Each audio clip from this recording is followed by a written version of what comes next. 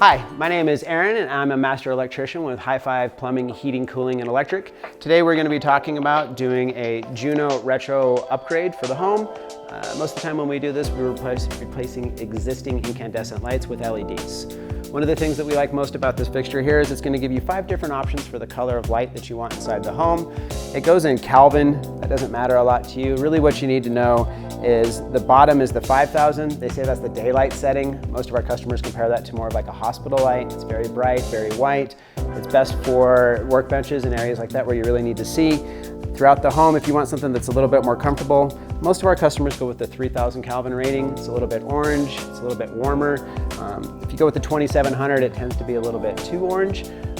But we're gonna get to installing this thing and we're gonna see some good benefits to the overall light in the room, and we're gonna pay a little bit less for energy because this is a more efficient bulb. Okay, so today we are going to be upgrading one of our existing lights. We have a light that has burned out, so we're going to take the opportunity to upgrade it to an LED retrofit.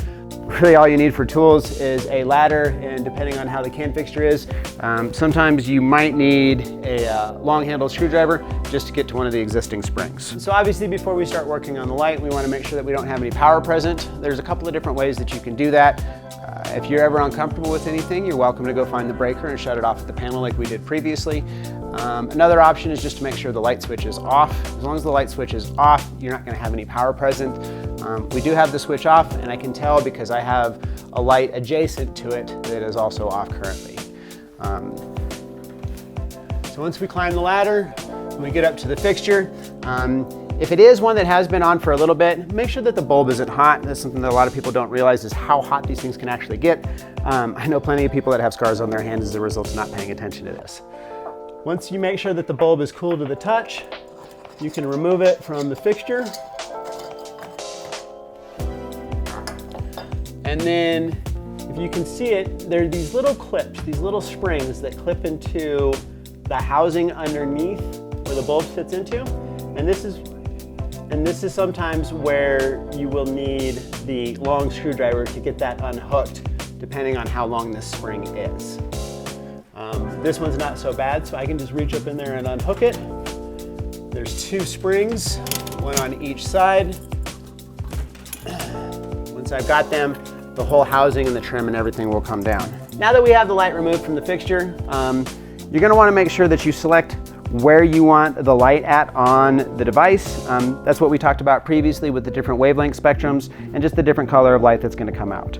I always make sure that I push it all the way one way, and then I count the clicks coming back. So I've pushed this one all the way up, and it's at the 2700, and we're gonna walk it back down to the 3000, because that's what the customer's requested in this case. 1 click, I'm on the 3000. I'm going to plug the tail that comes with the fixture into the fixture, and that can only go in one way. If I try to put it in the other direction,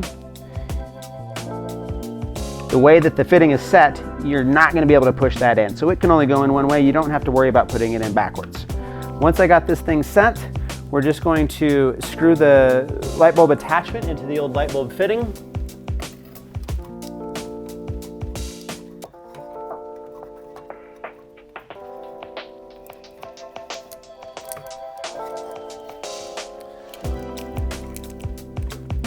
And we've got these little arms, they're on a spring, and these are just going to go up inside the can housing. This housing here has little cutouts for the arms to slide into. Sometimes they will have like a little claw foot or a little crow foot that sticks out. This one is just going to slide up in on this side, slide up in on this side, and all you have to do is push the fixture up into the ceiling, make sure that it sits nice and trim, and your installation is done. All that we have to do left is turn on power and just verify that the light is working correctly. The light's coming on like it's supposed to, and it is operating correctly with the dimmer like all the other lights in the room. Thank you very much for watching, and we hope that you found the video educational. And if we can help you out with anything inside the home, please don't hesitate to ask. We love to educate, and we love to make sure that people are safe inside their homes. Thank you for watching today.